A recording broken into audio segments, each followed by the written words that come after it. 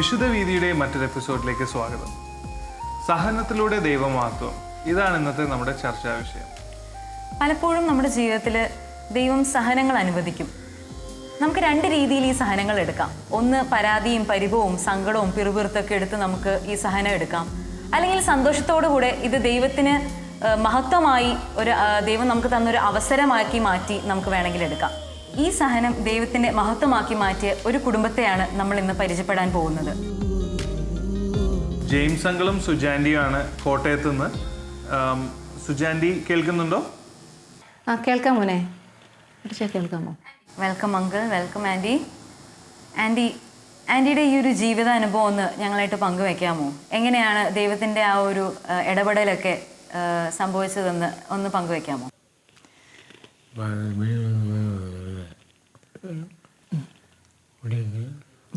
ഞാൻ പറയട്ടെ. ജെയിംസ് എന്നാണ് പേര്. കുട്ടിച്ചൻ എന്നാണ് എല്ലാവരും വിളിക്കുന്നത്, അല്ലേ കുട്ടിച്ച? എൻ്റെ പേര് സുജ. ഞങ്ങളുടെ കല്യാണം കഴിഞ്ഞിട്ട് 32 വർഷമായി. ഞങ്ങൾക്ക് 2 മക്കൾ. ഞങ്ങൾ കോട്ടയത്ത് പിള്ളേരെ പഠിപ്പിക്കാൻ വേണ്ടി വന്നതാണ്. കാഞ്ഞിരപ്പള്ളിയാണ് സ്വദേശം. അങ്ങനെ ഇരിക്കുമ്പോൾ കുറച്ച് നാൾ കഴിഞ്ഞ് കുട്ടിച്ചനിങ്ങനെ പാർക്കിൻസൺ എന്ന് പറഞ്ഞൊരു അസുഖം ഉണ്ടായി. ഈ രോഗത്തിൻ്റെ ബുദ്ധിമുട്ടെന്ന് പറഞ്ഞാൽ ഇങ്ങനെ റെസ്റ്റ്ലെസ് ആയിരിക്കും. അതായത് അവർക്ക് ഇങ്ങനെ ഇരിക്കാനോ കിടക്കാനോ ഒന്നും പറ്റില്ല. രാത്രിക്ക് അങ്ങ് എണീറ്റ് നടക്കണം എന്ന് തോന്നും. മുഴുവൻ സമയവും നടന്ന് കാല് കഴച്ചിട്ട് വന്ന് കിടക്കാൻ പറ്റാത്ത അവസ്ഥ, രാത്രി ഉറക്കമില്ലായ്ക, ഇതൊക്കെ വരുമ്പോഴത്തേക്കും എങ്ങനെയാണ് കുട്ടിച്ചനെ സമാധാനിപ്പിക്കേണ്ടതെന്ന് അറിയില്ല. ആ സമയത്താണ് ഈ നിരാശ കൂടുതലായിട്ട് വന്നത്. എനിക്ക് മാത്രമാണ് ഇങ്ങനെ എന്നൊക്കെയുള്ള ചിന്ത വരുന്നത് ആ സമയത്താണ്. ആദ്യമൊക്കെ ഇത് ആരോടും പറയില്ലായിരുന്നു, ആരും അറിയരുതെന്നൊരു ചിന്തയായിരുന്നു. കുറേ കാലം, 1 വർഷത്തോളം ആരുടെ അടുത്തും പറഞ്ഞിട്ടില്ല. പിന്നീടാണ് സഹോദരങ്ങളുടെ അടുത്ത് പോലും പറഞ്ഞത്.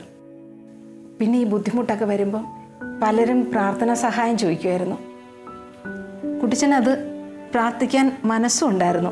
പ്രാർത്ഥിക്കുമ്പം ഫലം കിട്ടും എന്നൊക്കെ അറിയാൻ തുടങ്ങിയപ്പം ഈ വലിഞ്ഞുമുറുകലാണ് ഇപ്പോഴും വല്ലാത്ത ബുദ്ധിമുട്ടിക്കണത്.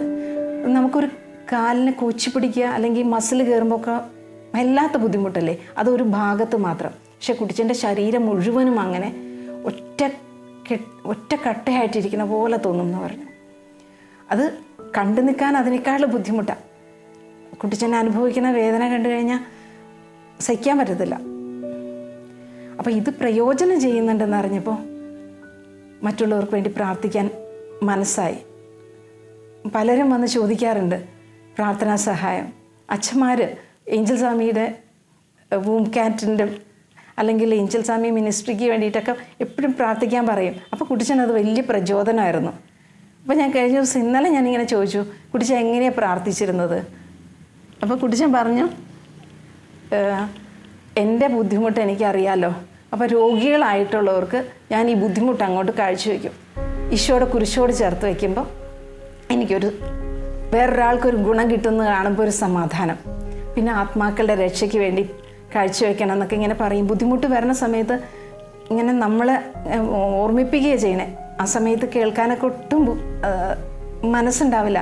എന്നാലും ഓർമ്മിപ്പിക്കുകയും കുടിച്ച ആത്മാക്കളുടെ രക്ഷയ്ക്ക്, നമ്മുടെ കുടുംബത്തിലെ അല്ലെങ്കിൽ പ്രാർത്ഥിക്കാൻ ആരുമില്ലാത്ത ആത്മാക്കളെയൊക്കെ നമുക്ക് ഈ സമയത്ത് ഓർക്കാം. അവരുടെ നിത്യരക്ഷയ്ക്ക് വേണ്ടിയിട്ട് കാഴ്ചവെക്കാം എന്നൊക്കെ പറയുമ്പോൾ ഇടയ്ക്ക് മൂളും. പിന്നീടാണ് പറയണത് ഞാനത് കാഴ്ചവെച്ചായിരുന്നെന്നൊക്കെ. അങ്ങനെ ഈ സഹനങ്ങളെ കുട്ടിച്ചൻ തന്നെ പതുക്കെ വലിയ നന്മയാക്കി മാറ്റിയിരുന്നു. ഇപ്പോഴും അങ്ങനെ തന്നെ. ഇപ്പോൾ നടക്കാൻ പറ്റുന്നില്ല, എഴുന്നേൽക്കണമെങ്കിൽ മറ്റൊരാളുടെ സഹായം വേണം. ഭക്ഷണം കഴിക്കുമ്പോൾ ഇറക്കാൻ പറ്റത്തില്ല, അതാണ് അതിലും വലിയ ബുദ്ധിമുട്ട്. പിന്നെ വിക്ക് എന്ന് പറയും. എന്ത് കുടിച്ചാലും വിക്കും. ചിലപ്പോൾ ഉമിനീര് ഇറക്കുമ്പോൾ പോലും വിക്കും. അപ്പോൾ ആ വിക്കുന്നതൊക്കെ കണ്ടു കഴിഞ്ഞാൽ നമുക്ക് പുറമേ നിന്നൊന്നും ചെയ്തു കൊടുക്കാൻ പറ്റില്ല. പുറത്ത് തട്ടി അല്ലെങ്കിൽ നെറുകയിൽ ഇങ്ങനെ പതുക്കെ തട്ടി കൊടുത്തൊക്കെ ചെയ്താലും കുട്ടിച്ചന് ആ ശ്വാസം മുട്ടണ പോലത്തെ ആ അനുഭവം കണ്ടു കഴിഞ്ഞാൽ അതിൽ നിന്ന് രക്ഷപ്പെടാനായിട്ട് ഒരുപാട് സ്ട്രഗിൾ ചെയ്യും. ആൻറ്റി, ഇതോടൊപ്പം കുറേ സാമ്പത്തികമായ ഞെരുക്കങ്ങളൊക്കെ അനുഭവിച്ചിട്ടുണ്ടെന്ന് കേട്ടു.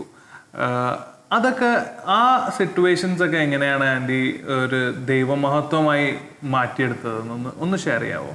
പറയാം. എന്താ ഓടില്ല? സ്ഥലം വിറ്റ് ഞങ്ങൾ കടബാധ്യത വന്നപ്പോൾ സ്ഥലം വിറ്റ് ബാധ്യതകൾ തീർക്കാമെന്നാണ് കരുതിയത്. പക്ഷേ ഒരു രീതിയിൽ ഞങ്ങൾക്ക് സ്ഥലങ്ങളൊന്നും വിൽക്കാൻ പറ്റിയില്ല. അതിന് പുറമെ കുട്ടിച്ചൻ്റെ അസുഖവും പിന്നെ ഞങ്ങൾക്ക് വിളവ് ഒന്നുമില്ലാതെ കുട്ടിച്ചൻ തോട്ടത്തിൽ പോവാതായതോടുകൂടി വിളവൊന്നുമില്ല. അപ്പോൾ ആ രീതിയിലും നല്ല ഞെരുക്കമായി. സ്ഥലം വിൽപ്പന നടക്കുന്നുമില്ല. അപ്പോൾ എല്ലാ രീതിയിലും ഒരു ബ്ലോക്കായ പോലെ തോന്നി. ശരിക്കും കുട്ടിച്ചൻ്റെ അസുഖത്തിന് വലിഞ്ഞു മുറുക്കലുണ്ടായ പോലെ ഞങ്ങളുടെ ജീവിതത്തിലും സാമ്പത്തികമായ വലിഞ്ഞു മുറുകൽ തന്നെയായിരുന്നു. ആ സമയത്ത് ഞെരുക്കെന്ന് പറഞ്ഞാൽ എല്ലാ കാര്യത്തിനും നല്ലോണം ബുദ്ധിമുട്ടിയിട്ടുണ്ട്. പക്ഷേ തക്ക സമയത്ത് ഇപ്പോൾ ലോൺ അടയ്ക്കേണ്ട സമയം വരുമ്പോഴൊക്കെ എങ്ങനെയാണ് ആ പൈസ നമ്മുടെ കയ്യിൽ എത്രയെന്ന് പോലും എനിക്കറിയില്ല. ആരെങ്കിലും തക്ക സമയത്ത് അതെത്തിക്കും.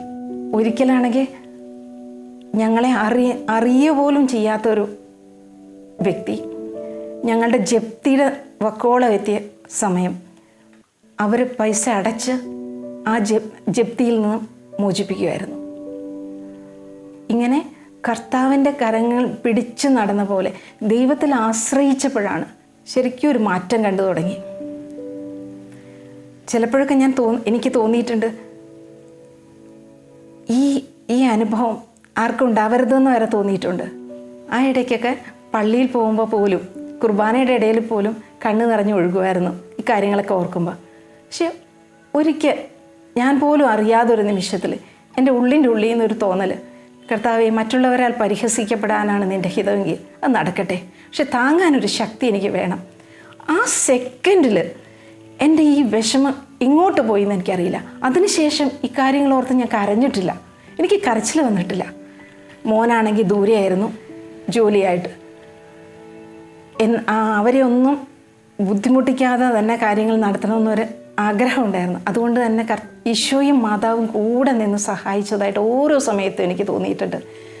ഇരിക്കുന്നിടത്തുനിന്ന് എഴുന്നേൽപ്പിക്കുമ്പോൾ ചിലപ്പോൾ ചാഞ്ഞു പോയ ഉടനെ വീണു പോകുന്ന അവസ്ഥയിലും ഒരു വശത്ത് നിന്ന് ഈശോയും മാതാവും മാലാഖമാരൊക്കെ താങ്ങിപ്പിടിക്കണ പോലെ എനിക്ക് തോന്നിയിട്ടുണ്ട്. ഇങ്ങനെ കൊണ്ടുപോകുമ്പോൾ ഇരിക്കുന്നിടത്തുനിന്ന് കിടക്കാനായിട്ട് കൊണ്ടുപോകുമ്പോഴൊക്കെ ചിലപ്പോൾ കുരിശിൻ്റെ വഴി ഓർമ്മിക്കാൻ എൻ്റെ അടുത്ത് പറയാറുണ്ട്. അപ്പോൾ ശരിക്കും ആശ്വാസം തോന്നാറുമുണ്ട്. അങ്ങനെ ഇതിൽ പിടിച്ചു കയറാനായിട്ട് ദൈവം ഒരു വഴി കാണിച്ചു തരണ പോലെ തോന്നും.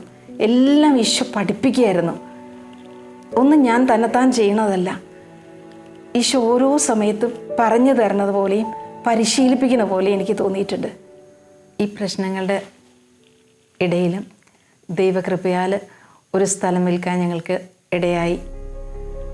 ഇതുവരെ ഞങ്ങൾക്ക് കൊടുക്കാനൊരു അവസരം ഉണ്ടാകുന്നവരെ ഞങ്ങൾക്ക് ആർക്കൊക്കെ പൈസ തിരിച്ചു കൊടുക്കാനുണ്ടോ അവർക്ക് ഒരുപാട് ബുദ്ധിമുട്ടുകളൊക്കെ വന്നിട്ടുണ്ടെങ്കിൽ പോലും ആരും ഇതുവരെ അത് തിരിച്ചു ചോദിച്ചിട്ടില്ല.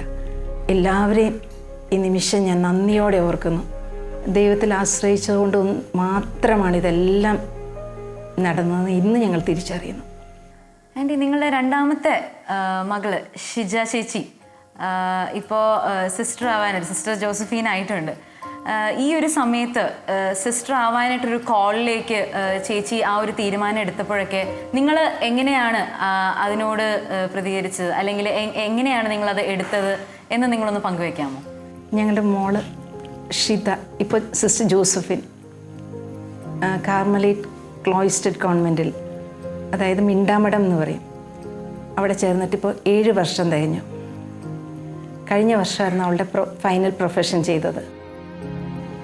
കുട്ടിച്ചന് ആരെയും കോൺവെൻറ്റിൽ വിടുന്നത് താല്പര്യമില്ലായിരുന്നു. എല്ലാവരും മറ്റുള്ളവരുടെ നിർബന്ധത്താൽ ആണ് കോൺവെൻറ്റിൽ പോകുന്നതെന്നൊരു ചിന്തയായിരുന്നു കുട്ടിച്ചനുള്ളത്. അതുകൊണ്ട് തന്നെ പെങ്ങന്മാരെയോ പരിചയത്തിലുള്ള ആര് പോകണം എന്ന് പറഞ്ഞാൽ നിരുത്സാഹപ്പെടുത്തിയിട്ടേ ഉള്ളൂ. പക്ഷേ എല്ലാവരുടെയും എതിർപ്പിനെയും അവഗണിച്ച് സ്റ്റേണായിട്ട് നിന്ന് മിണ്ടാമടത്തിൽ തന്നെ ചേരണം എന്ന് നിർബന്ധം പിടിച്ചപ്പോഴാണ് കുട്ടിച്ചന് ഇത് ഉള്ളിൽ നിന്നുള്ള വിളിയാണെന്ന് തിരിച്ചറിയാൻ കഴിഞ്ഞത്. ആദ്യമൊക്കെ കരഞ്ഞായിരുന്നു കുട്ടിച്ചൻ. പക്ഷെ പിന്നെ അവളുടെ വിളി തിരിച്ചറിഞ്ഞപ്പോൾ അവൾക്ക് സപ്പോർട്ടായിട്ട് നിൽക്കാൻ കുട്ടിച്ചന് സാധിച്ചു. എന്നാലും ഇടയ്ക്ക് കുട്ടിച്ചൻ പറയുമായിരുന്നു, എൻ്റെ ഈ രോഗവും ഈ പ്രതിസന്ധികളും ഇല്ലായിരുന്നെങ്കിൽ ഞാൻ നിന്നെ വിടുമായിരുന്നില്ല എന്ന്. അപ്പോൾ അവളുടെ മറുപടി ഇങ്ങനെയാണ്, എന്നെ ഈ കോൺവെൻറ്റിൽ എത്തിക്കാൻ വേണ്ടിയായിരുന്നു ദൈവം ഇതെല്ലാം ക്രമീകരിച്ചത്. ഈ ചാച്ചൻ ഈ രോഗവും ഈ പ്രതിസന്ധികളൊക്കെ വന്നത്. എൻജിനീയറിങ്ങിന് ഫൈനൽ ഇയർ പഠിക്കുമ്പോഴാണ് അവൾക്ക് മിണ്ടാപ്പടത്തിൽ ചേരണം എന്ന് പറഞ്ഞത്. എല്ലാവർക്കും പ്രാർത്ഥനയുടെ ശക്തിയായിട്ട് അവൾ ഞങ്ങളോടൊപ്പം ഉള്ള പോലെയാണ് ഞങ്ങൾക്ക് തോന്നുന്നത്. മോൻ്റെ കല്യാണത്തിൻ്റെ സമയത്ത് എന്തൊരു ധൈര്യമാണ് ഞങ്ങൾക്ക് പകർന്നു തന്നതെന്നറിയോ. ഒന്നും പേടിക്കണ്ട, നിങ്ങളാരും പ്രാർത്ഥിച്ചില്ലെങ്കിൽ ഞാൻ പ്രാർത്ഥിക്കുന്നുണ്ട് എന്നങ്ങ് പറയുമ്പോൾ ശരിക്കും ഞങ്ങൾക്കതൊരു ബലമായിരുന്നു. സഹനത്തിൻ്റെ പുത്രിമാരെന്ന് പറയാനല്ല എനിക്ക് ആഗ്രഹം. സ്നേഹത്തിൻ്റെ പുത്രിമാരായ മിണ്ടാമടത്തിലെ സിസ്റ്റേഴ്സ് ഓരോരുത്തരും അവരുടെ സ്നേഹം നിറഞ്ഞ ത്യാഗത്തോടെയുള്ള പ്രാർത്ഥന ഞങ്ങൾക്ക് ശക്തിയും ബലവും നൽകിയിട്ടുണ്ട്. മോൻ്റെ ഭാര്യയായിട്ട് കടന്നു വന്ന മീനു ഇതെല്ലാം അറിഞ്ഞ് സന്തോഷത്തോടെ ഞങ്ങളുടെ കൂടെ ആയിരിക്കുന്നു. തിരിഞ്ഞു നോക്കുമ്പോൾ ഈശോയെ, അങ്ങ് എത്രത്തോളം ഞങ്ങളെ സ്നേഹിക്കാൻ ഞങ്ങൾ ആരാണ്. കുട്ടിച്ചനും ലോകം മുഴുവൻ പോയി സുവിശേഷം പ്രസംഗിക്കണം എന്നൊരാഗ്രഹം ഉണ്ടായിരുന്നു ഈശോയിലേക്ക് അടുത്ത് കഴിഞ്ഞപ്പോൾ. പക്ഷേ ഇപ്പോൾ ഈ നടക്കാൻ പറ്റാത്ത സാഹചര്യത്തിൽ ഇതതിനുള്ളൊരു അവസരമായിട്ട് ഞങ്ങൾ കണക്കാക്കുക അല്ലേ കുട്ടിച്ച?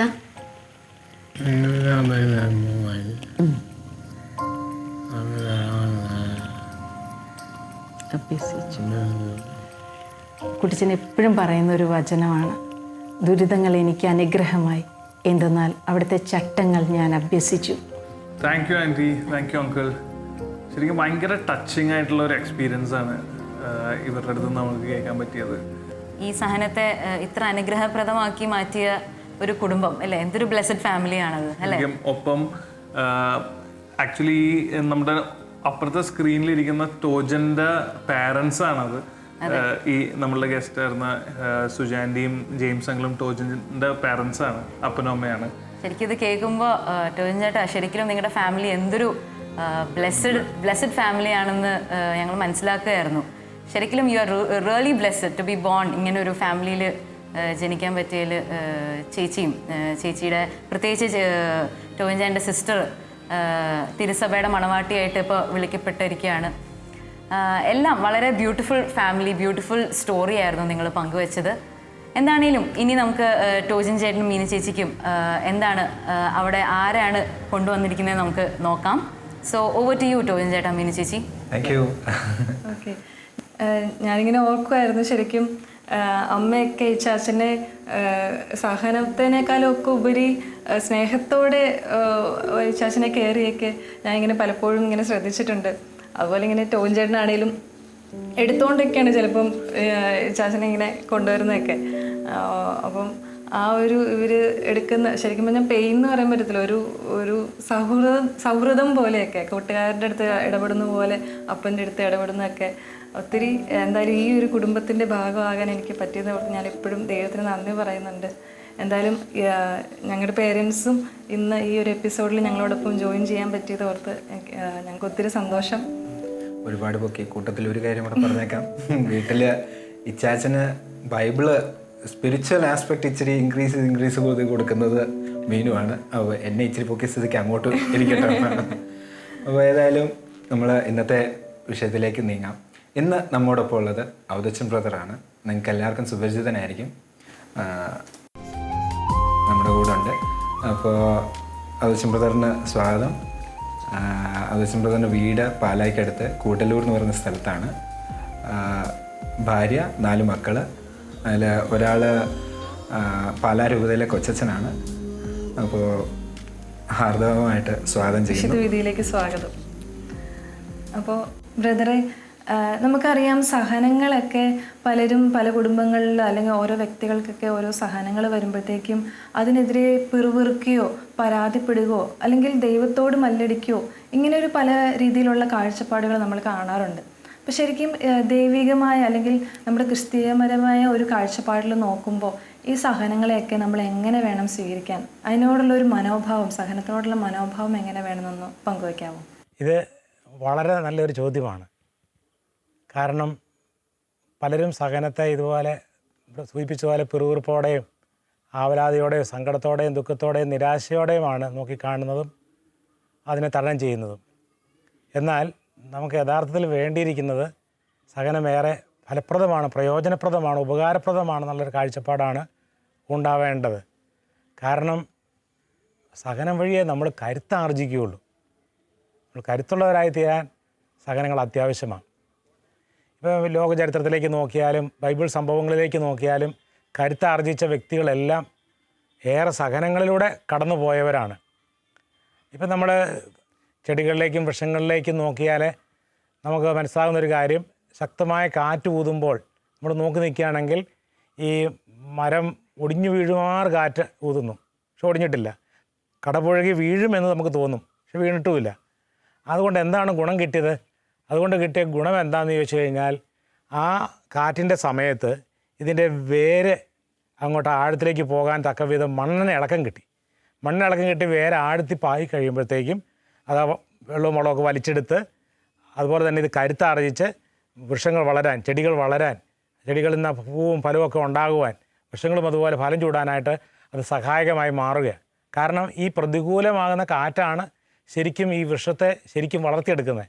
എന്ന് പറഞ്ഞതുപോലെ നമ്മുടെ മാനസികവും ശാരീരികവും ആന്തരികവുമായ വളർച്ചയ്ക്ക് തീർച്ചയായിട്ടും ഈ സഹനങ്ങൾ വളരെ ഉപകാരപ്രദമാണ്. അപ്പോൾ അതിനോട് ചേർത്ത് വേറൊരു ചോദ്യം ചോദിക്കുന്നത്, സഹനം നമുക്ക് ശരിയാണ്, അതൊരു പോസിറ്റീവ് സൈനാണ്. പക്ഷേ എപ്പോഴും സഹനം വരുമ്പോൾ എല്ലാവർക്കും അതൊരു ബുദ്ധിമുട്ട് തന്നെയാണ്. എല്ലാവരും പേടി സ്വപ്നത്തോടെ കാണുന്ന ഒരു കാര്യമാണ് ഈ സഹനം എന്ന് പറയുന്നത്. അപ്പോൾ അങ്ങനെ ഒരു കാര്യം നമുക്ക് ഒരു ധീരതയോടെ ശക്തിയോടെ നേരിടാൻ നമുക്ക് എങ്ങനെ സാധിക്കുക? അപ്പോൾ അത് മനസ്സിലാക്കേണ്ട കാര്യം എന്താണെന്ന് വെച്ച് കഴിഞ്ഞാൽ, സഹന സമയത്ത് നമ്മൾ ഒറ്റയ്ക്കല്ല, നമ്മുടെ കൂടെ ഉത്തിതനായ ഈശോയുണ്ട്. ഒത്തിരി പീഡ സഹിക്കുകയും കുരിശിൽ പിടഞ്ഞ് മരിക്കുകയും അടക്കപ്പെടുകയും ഉത്തിതനായ കർത്താവ്, ആ കർത്താവ് നമ്മോട് കൂടെയുണ്ട്. അതുകൊണ്ട് നമ്മൾ തിരിച്ചറിയേണ്ട ഒരു കാര്യം, സഹിക്കുന്ന ഞാൻ ഒറ്റയ്ക്കല്ല സഹിക്കുന്നത്, പിന്നെയോ ഈശോ എന്നോടുകൂടെ ഉണ്ട്, ഈശോയോടൊപ്പമാണ് ഞാൻ സഹിക്കേണ്ടത്. ഇപ്പോഴേ മാതാപിതാക്കൾ ചെയ്യുന്നൊരു കാര്യം ശ്രദ്ധിച്ചു കഴിഞ്ഞാൽ, കുഞ്ഞുങ്ങൾക്ക് അവർ വളർന്നുകൊണ്ടിരിക്കുന്ന സമയത്ത് വല്ല രോഗമോ അപകടങ്ങളോ അതുപോലെയുള്ള സഹനങ്ങളൊക്കെ ഉണ്ടായിക്കഴിഞ്ഞാൽ, ജോലി തിരക്കുള്ള അപ്പൻ ജോലി മാറ്റി വെച്ചിട്ട് കൊച്ചിൻ്റെ അടുത്ത് ശുശ്രൂഷിച്ച് സ്നേഹം പ്രകടമാക്കും. അതുപോലെ തിരക്കുള്ള അമ്മ തിരക്കെല്ലാം മാറ്റി വെച്ച് ജോലിക്കാരിയാണെങ്കിൽ അവധിയൊക്കെ എടുത്ത് ഈ കുഞ്ഞിനെ സ്നേഹത്തോടെ ശുശ്രൂഷിക്കും. അപ്പോഴേ ഈ കുഞ്ഞിൻ്റെ സഹന സമയത്താണ് അപ്പനും അമ്മയും കൂടുതൽ സ്നേഹം പ്രകടമാക്കുന്നത്, സ്നേഹത്തിൻ്റെ ശുശ്രൂഷകൾ ചെയ്യുന്നത്. പക്ഷേ കുഞ്ഞൊരിക്കലും അത് തിരിച്ചറിയില്ല. കാരണം കുഞ്ഞെപ്പോഴും തൻ്റെ സഹനത്തിലേക്ക്, ഈ രോഗത്തിലേക്ക്, അപകടത്തിലേക്കൊക്കെ നോക്കിയിരുന്നിട്ട് എനിക്കിത് പറ്റിയല്ലോ എന്ന് ഓർത്തിരിക്കും. പക്ഷേ ഏറ്റവും കൂടുതൽ സ്നേഹം, ആ സ്നേഹം കൂടിയാണ് ഈ കുഞ്ഞിന് സൗഖ്യപ്പെടുവാനും ആരോഗ്യത്തിലേക്ക് തിരിച്ചു പോകാനും സഹായകമാകുന്നത്. എന്നതുപോലെ നമ്മുടെ സഹന സമയത്ത് ദൈവം നമ്മോട് കൂടിയുണ്ട്. 91 സങ്കീർത്തനത്തിൻ്റെ 15-ാം തിരുവചനം നമുക്കറിയാമല്ലോ, കഷ്ടതയുടെ നാളുകളിൽ ഞാൻ അവനോട് ചേർന്ന് നിൽക്കും. അപ്പം നമ്മുടെ കഷ്ടപ്പാടിൻ്റെ അവസരങ്ങളിൽ ദൈവം നമ്മളെ കൈവിടുകയല്ല, സ്നേഹത്തോടെ നമ്മളെ ശുശ്രൂഷിക്കുകയാണ്. അത് ബൈബിളിലേക്ക് ഉടനീളം നോക്കിയാൽ നമുക്കറിയാം, സഹിച്ച മനുഷ്യൻ്റെ കൂടെയൊക്കെ ദൈവം നിന്ന് ആ സ്ഥാനത്തെ അതിജീവിക്കാനുള്ള കരുത്ത് കൊടുക്കുകയത്. അപ്പോൾ ഈ സ്നേഹത്തിലേക്ക് ഞാൻ നോക്കിയാൽ, സ്നേഹത്തിൻ്റെ ഒരു ഊർജ്ജം എനിക്ക് കിട്ടിയാൽ, റോമ 8:37 പറയുന്ന പോലെ നമ്മെ സ്നേഹിച്ചവൻ മുഖാന്തരം ഇവയിലെല്ലാം നമുക്ക് പൂർണ്ണ വിജയം വരിക്കാൻ പറ്റും.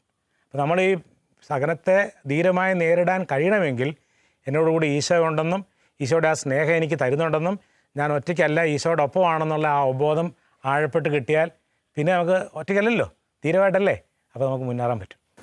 ഇപ്പോൾ ഈശോ ആണെങ്കിലും സഹനത്തിലൂടെയാണ്, അല്ലെങ്കിൽ കുരിശിൽ മരിച്ച വഴിയാണ് നമ്മളെയൊക്കെ രക്ഷിച്ചത്. അപ്പോൾ അതുപോലെ നമുക്കെങ്ങനെ നമ്മുടെ സഹനത്തിലൂടെ മറ്റുള്ളവരെ രക്ഷിക്കാൻ പറ്റും, അതിനെപ്പറ്റി ഒന്ന് പറയാമോ? അതെ, നമ്മൾക്കിപ്പം മനുഷ്യരിൽ നിന്ന് നേരിട്ട് സഹനങ്ങൾ വരാറുണ്ട്.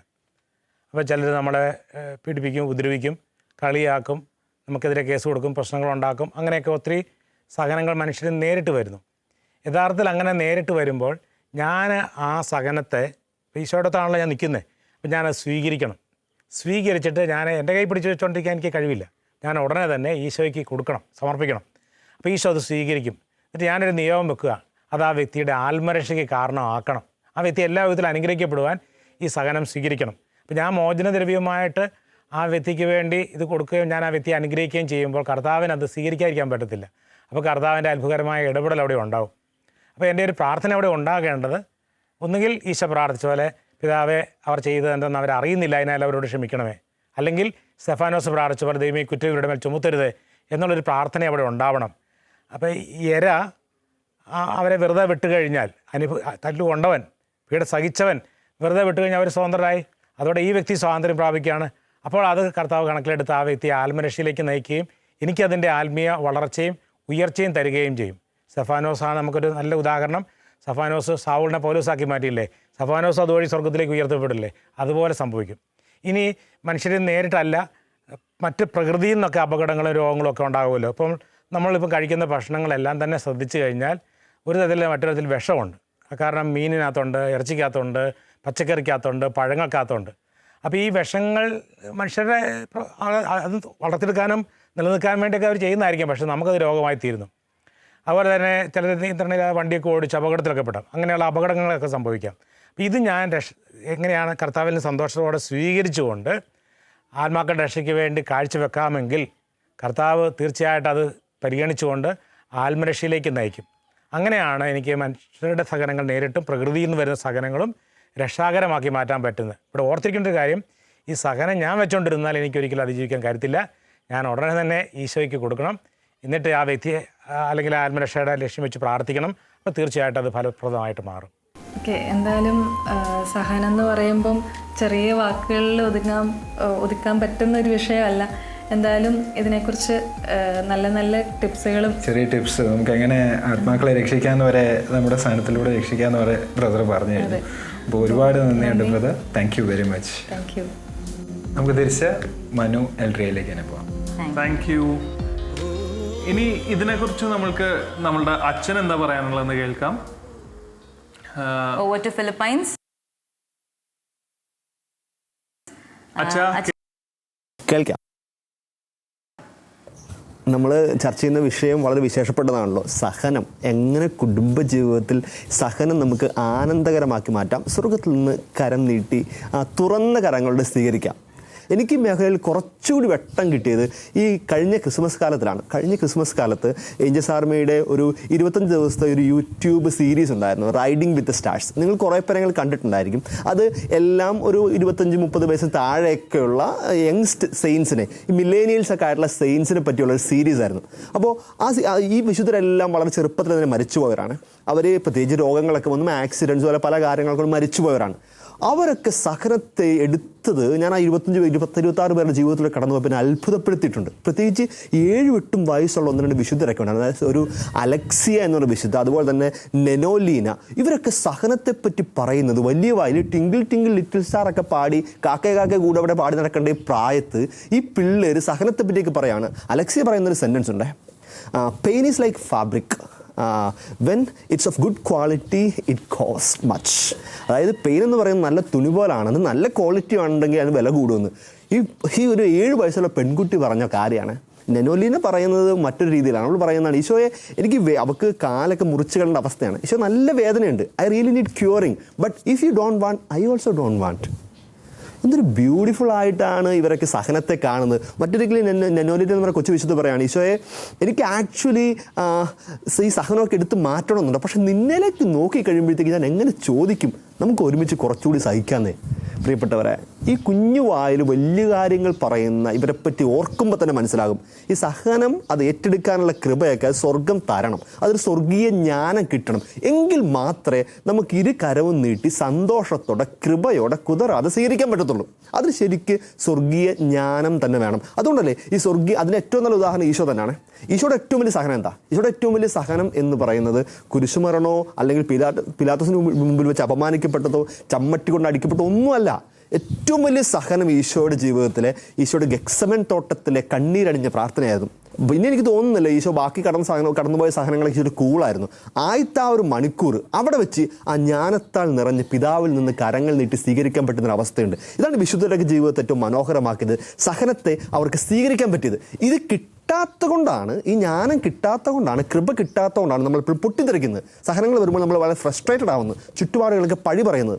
ഏറ്റവും നല്ല ഉദാഹരണം ഇതാണ്, കിട്ടാത്തവരുടെ ഉദാഹരണം. ഇപ്പോൾ ഈ കോവിഡ് കാലമൊക്കെ വന്നപ്പോഴത്തേക്ക് എന്തോരം ട്രോളുകളൊക്കെയാണ് ഈ സഹനത്തെ പറ്റിയൊക്കെ വന്നത്, ദൈവത്തെ പറ്റിയൊക്കെ വന്നത്. ഒരു ട്രോൾ ഇങ്ങനെയായിരുന്നു: ദൈവം രാവിലെ എഴുന്നേറ്റുമ്പോൾ ഭൂമിയിൽ എല്ലാവരും സന്തോഷത്തോടെ ഇരിക്കുന്നു. അപ്പോൾ ദൈവം തോന്നി ഈ മനുഷ്യർ കുറേ അങ്ങ് സന്തോഷിക്കുന്നുണ്ട്, എന്നാൽ കുറച്ച് സഹനം കൊടുത്തേക്കാം, കുറച്ച് കൊറോണ അങ്ങ് അയച്ചു കൊടുത്തു. ദൈവത്തിനൊരു ത്രില്ല് എല്ലാവരും സഹിക്കുന്നത് കണ്ടപ്പോൾ. എൻ്റെ പൊന്ന് ദൈവമേ, എന്തൊരു ദുരന്തമാണിത്. അല്ലെങ്കിൽ വേറെ ചിലർ ചോദിച്ചു, എവിടെയാണ് ദൈവം, എന്തിനാണ് പ്രാർത്ഥിക്കുന്നത്, ഈ പ്രാർത്ഥിക്കുന്നവർക്ക് എന്തുകൊണ്ടാണ് കൊറോണ വരുന്നത്, എന്തുകൊണ്ടാണ് മരിച്ചു പോകുന്നത്? ഇതെന്തുകൊണ്ടാണെന്ന് അറിയാം, ഈ സഹനം എന്താണെന്ന് മനസ്സിലാക്കാൻ പറ്റാത്തവൻ്റെ പരാക്രമങ്ങളാണ് ഈ കാണുന്നതല്ല. സഹനം എന്താണെന്ന് മനസ്സിലാക്കിയവർക്ക് ഇത് കൃപയോടെ സ്വീകരിക്കാൻ പറ്റും. ഈ സഹനം കൃപയോടെ സ്വീകരിക്കാൻ പറ്റാത്തവർക്ക് ദൈവം ഒരു സാഡിസ്റ്റാണ്. നമ്മളെയൊക്കെ സഹിക്കാൻ വിട്ടിട്ട് സ്വർഗത്തിൽ നിന്ന് ആനന്ദിക്കുന്ന ഒരു ത്രില്ലടിക്കുന്ന ദൈവം. അല്ലാത്തവർക്ക് ദൈവം അനുവദിച്ചു തരുന്ന അവസരങ്ങളാണ് എന്നെ വിശുദ്ധീകരിക്കാൻ, ചുറ്റുപാടുകളെ വിശുദ്ധീകരിക്കാൻ, സ്വർഗത്തിൽ നിക്ഷേപം കൂട്ടാനായിട്ട്. പ്രിയപ്പെട്ടവർ, ഒന്ന് ആലോചിച്ച് നോക്കിയേ, നിങ്ങളുടെ തന്നെ ജീവിതത്തിലെ സഹനാനുഭവങ്ങളാണോ സന്തോഷാനുഭവങ്ങളാണോ നിങ്ങളെ വളർത്തിയത്, നിങ്ങളെ റിച്ചാക്കിയത്? ആലോചിച്ച് നോക്കിയേ. നിങ്ങളുടെ ജീവിതത്തിൽ ഒത്തിരി സന്തോഷം നൽകുന്ന അനുഭവങ്ങൾ ഒത്തിരി ഉണ്ടായിട്ടില്ലേ? അതൊക്കെ കടന്നു പോയിട്ട് പലതും നമ്മൾ മറന്നു പോയിട്ട് പോലും ഉണ്ടല്ലോ. അതൊക്കെ നമ്മളെ കൂടുതൽ എൻറിച്ച് ചെയ്യിച്ചോ നമ്മളെ വളരെ കുറച്ച് നാളത്തേക്ക് സന്തോഷിപ്പിച്ചിട്ടുണ്ടെങ്കിൽ മറന്നുപോയോ? പക്ഷേ നിങ്ങൾ സഹനങ്ങളിലൂടെ കടന്നുപോയ ദിവസങ്ങൾ ആലോചിച്ച് നോക്കിക്കേ. അത് നിങ്ങളെ എന്നും എല്ലായ്പ്പോഴും എൻട്രി ചെയ്തിട്ടേ ഉള്ളൂ. എൻ്റെ വ്യക്തിപരമായ ജീവിതത്തിൽ നമ്മൾ ഒത്തിരി ഒന്നും വലിയ സഹിക്കേണ്ടി വന്നിട്ടില്ല. ഏറ്റവും വലിയ സഹനങ്ങളൊക്കെ ആദ്യകാലത്തൊക്കെ ഉണ്ടായത് സെമിനാരിയിൽ ചേർന്ന് ഒരാഴ്ച കഴിഞ്ഞപ്പോഴുണ്ടായ ഒരു ആക്സിഡൻ്റ് ആണ്. ഞാൻ പിന്നെ മാസങ്ങളോളം കട്ടിലായിരുന്നു, കുറച്ച് നാൾ വീൽ ചെയറിലായിരുന്നു. On and off back pain ആയിട്ട് നമ്മൾ എപ്പോൾ വേണമെങ്കിലും സെമിനാരിൽ നിന്ന് ടെർമിനേറ്റ് ചെയ്യപ്പെടുന്ന ചിന്തയിലൊക്കെ ആയിരുന്നു ആദ്യത്തെ 3-4 വർഷങ്ങളൊക്കെ. ശരിക്കും മാനസികമായ വ്യഥയിലൂടെ കടന്നു പോയിട്ടുണ്ട്. അപ്പോഴൊക്കെയാണ് ശരിക്കും നമ്മൾ നന്നായിട്ട് പ്രാർത്ഥിക്കാൻ തുടങ്ങിയത്. ഒത്തിരി പുസ്തകങ്ങൾ, വിശുദ്ധൻ്റെ പുസ്തകങ്ങൾ വായിച്ചത്, ഒത്തിരി നേരം ഒറ്റയ്ക്കിരിക്കാൻ പറ്റിയത്.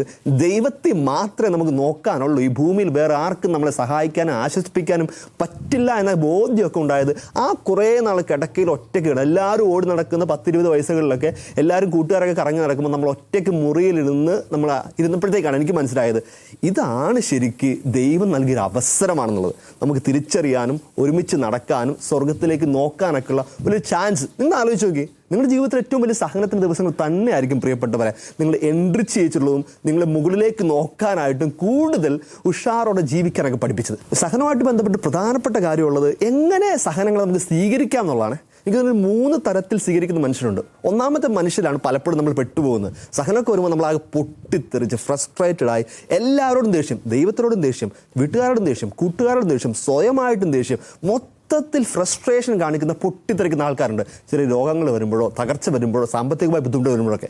മറ്റു ചില കൂട്ടരുണ്ട് എല്ലാം ഇതൊക്കെ വിധിയാണ് എന്ന് പറഞ്ഞ് എല്ലാം നിരാശയായിട്ട് സങ്കടപ്പെട്ട് എന്നും കൊന്നും വ്യാകുലമാതാവിനെ പോലെ കരഞ്ഞും പിഴിഞ്ഞും ജീവിതാസാരം ഞാനതൊക്കെ സഹിക്കേണ്ടവനാണ്, ജനിച്ച കാലം മുതൽ സഹനമാണെന്നൊക്കെ പറയുന്ന വേറൊരു കൂട്ടർ.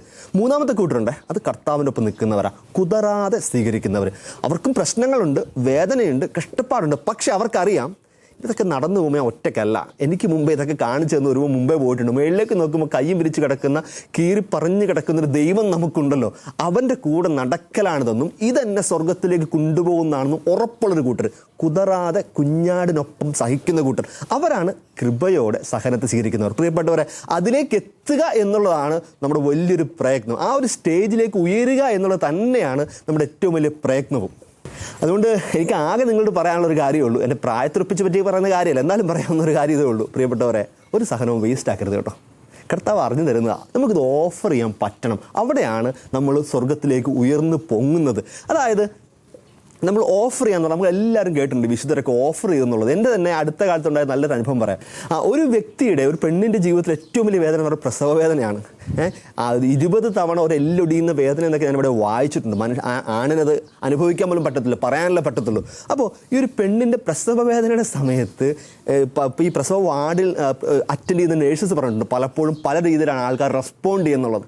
പല രീതിയിൽ ചിലവരൊക്കെ ഇങ്ങനെ പ്രസവവേദന മണിക്കൂറൊക്കെ നീണ്ടു പോകുമ്പോൾ ഭർത്താവിനെയും വീട്ടുകാരൊക്കെ ചീത്ത വിളിക്കുന്ന, ഭയങ്കര ഒച്ച ഉണ്ടാക്കുന്ന, കലബല കൂട്ടുന്ന സ്ത്രീകൾക്കുണ്ടെന്ന് പറഞ്ഞ് കേട്ടിട്ടുണ്ട്. ഒരിക്കലും കളിയാക്കുന്നല്ല കേട്ടോ, അവരുടെ വേദന നിമിഷങ്ങളിൽ അവർക്ക് അങ്ങനെ റെസ്പോണ്ട് ചെയ്യാൻ പറ്റുന്ന അറിയാൻ പറ്റാത്തതുകൊണ്ടാണ്. എന്നോട് അടുത്ത കാലത്ത് ചേച്ചി പറയണം, വെച്ചാൽ ഞാൻ എൻ്റെ പ്രസവവേദനയുടെ ആ ഏറ്റവും പീക്കിലൂടെ കടന്നു പോയപ്പോൾ ഞാൻ അച്ഛനെ ഓർത്ത് അച്ഛന് കൂടുതൽ വിശുദ്ധി കൊടുക്കണമേ, ജ്ഞാനം കൊടുക്കണം പ്രാർത്ഥിച്ചെന്ന്. പ്രിയപ്പെട്ടവരെ, ഇതാണ് ഓഫറിംഗ് എന്ന് പറയുന്നത്.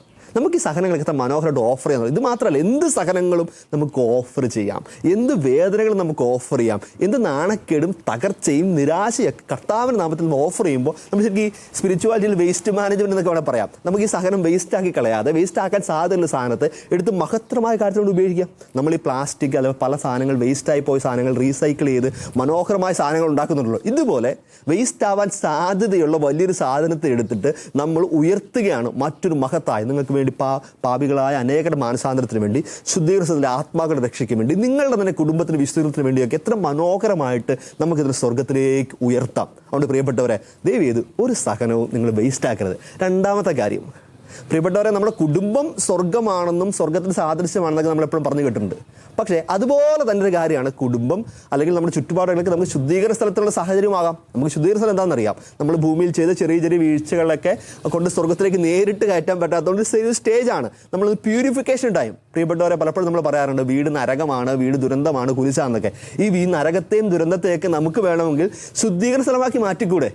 ശുദ്ധീകരണ സ്ഥലത്തിൽ നമ്മൾ സഹിക്കേണ്ട പല കാര്യങ്ങളും, കിടക്കേണ്ട പല വർഷങ്ങളും നമുക്ക് നമ്മുടെ വീട്ടിൽ തന്നെ നമ്മുടെ ചുറ്റുപാടുള്ള സഹനങ്ങളെ നമ്മൾ സമർപ്പിക്കുമ്പോൾ ഉറപ്പാണ് പ്രിയപ്പെട്ടവരെ, ശുദ്ധീകരണ സ്ഥലത്തിലെ ഒത്തിരി വർഷങ്ങൾക്ക് നിങ്ങൾക്ക് ഇളവ് കിട്ടും. വീട് സ്വർഗമാണെന്ന് പറയാമെങ്കിൽ, വീട് നരകമാണെന്ന് പറയാമെങ്കിൽ, വീടിന് ശുദ്ധീകരണ സ്ഥലത്തിനൊരു സാധ്യത കൂടി ഉണ്ടെന്ന് ഞാൻ ഓർപ്പിക്കുകയാണ്. അതിന് ഏറ്റവും നല്ല ഉദാഹരണം എന്നറിയാമോ? പാഷൻ ഓഫ് ക്രൈസ്റ്റ് സിനിമ കണ്ടിട്ടില്ലേ?